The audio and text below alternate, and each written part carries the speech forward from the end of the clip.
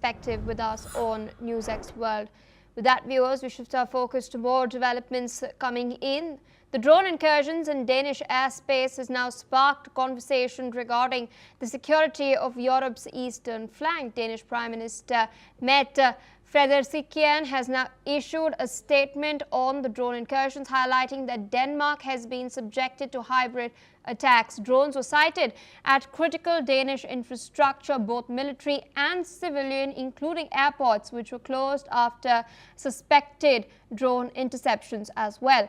All this comes as drones were earlier entering into Estonian and Polish airspace as well. The Danish Prime Minister has highlighted that she's in contact with European partners and has held talks with the Secretary General of NATO on how the NATO allies can assist Denmark in protecting its airspace. Listen in. Danmark har i de seneste dage været udsat for hybride angreb. Droner er set flere steder ved kritisk infrastruktur, militært og civilt. Det er angreb, som vi må forvente, der kan komme flere af. Og det er angreb, som har vist sårbarheder. Og det er angreb, der har til formål at skabe utryghed og splittelse. Det er angreb, der skal ryste os som mennesker og som samfund. Og for det tredje, så har jeg over de seneste dage været i kontakt med en række af mine europæiske kolleger. Jeg har talt med den tyske kansler, den britiske premierminister, statsministerne i vores nabolande, Sverige og Norge, og med den finske præsident.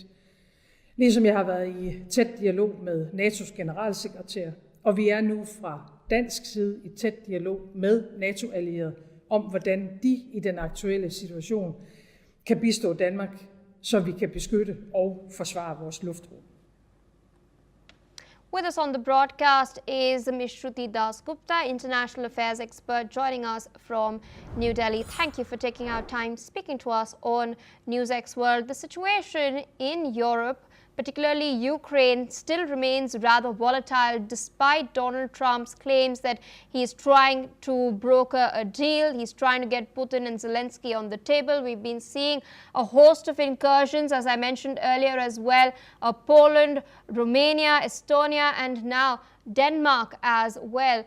Do you think such hybrid attacks as the Danish Prime Minister has put forth will only continue to escalate? Well, thank you so much for inviting me. I do understand that this is more like testing waters, testing defense equipment.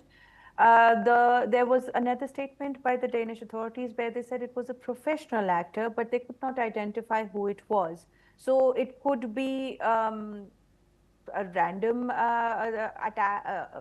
posturing by somebody. It could be a pro-Russian authority taking cognizance of where all military equipment is.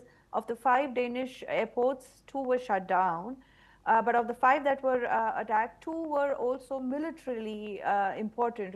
One of them has F-35s sitting there.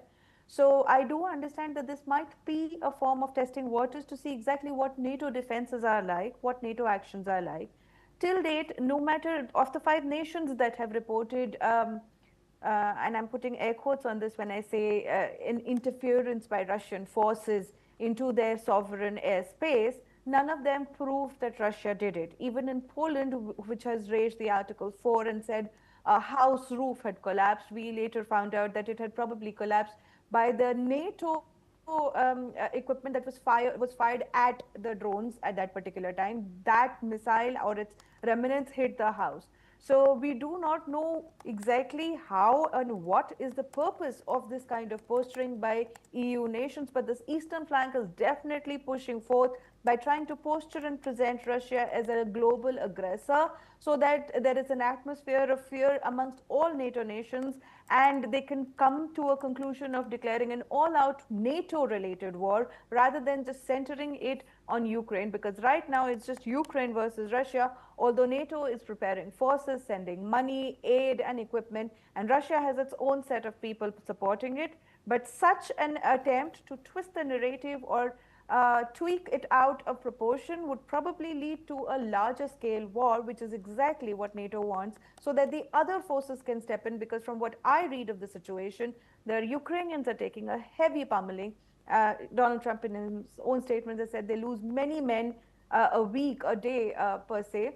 and the territories are being lost. There's definitely that. Even IAE has come out and said that they've just prevented, the Ukrainians have just prevented an attack on their nuclear power center recently. So this shows that Russia is moving forth. It is stronger, no matter what rhetoric is being put out in the mainstream media. And now NATO needs to step up the game, and this is probably part of the tactics. Either they prove that Russia did it, or if they cannot prove that Russia is doing this, they're just fear-mongering so that they can unite and upscale this war. Indeed, interesting developments had taken place earlier as well. We'd seen a meeting had taken place between Marco Rubio and Sergei Lavrov in New York on the sidelines of the 80th UNGA session. Zelensky had spoken as well. And one interesting thing he pointed out was Ukraine's very visible frustration with the structure of the UN Security Council, with the fact that Russia has permanent membership and veto power as well.